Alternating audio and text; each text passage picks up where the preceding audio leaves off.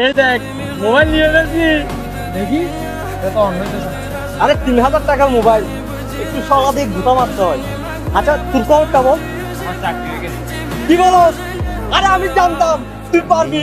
আমি না matric pass, আমার বন্ধু তো শিক্ষিত বড়। প্রজেক্ট কমপ্লিট হয়ে যাওয়া উপলক্ষে নিয়ে স্টাফদের নিয়ে একটা পার্টি থ্রো করো। Disgusting. Hey you, come here.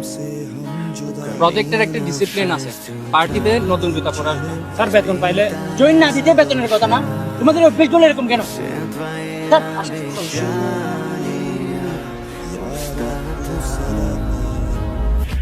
দোস্ত কি হয়েছে বল না।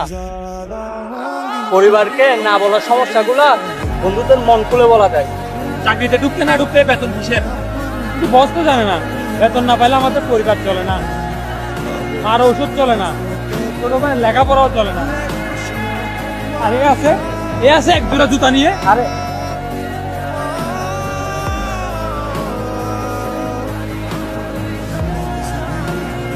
দোস্ত আমি আসি, কালকে দেখা হবে এই টাইমে এই জায়গায়। এই কই যাচ্ছ? খারাপ সময় ছিল, বন্ধুরাও পারে না।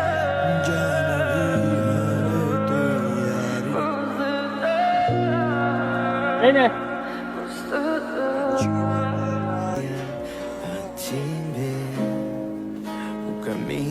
ফিরে পিয়াস মিয়া, 2 দিন আগে সব করে মোবাইল নিছ, বিক্রি করতেছ। ভাই বন্ধু তো টাকা দিয়ে বন্ধু জমি কি দেবা? এক জোড়া জুতা নিয়ে। বাবরে, কি অদ্ভুত বন্ধুত্ব। আরে বেতন পাইলে নতুন একটা কিনে দিবি।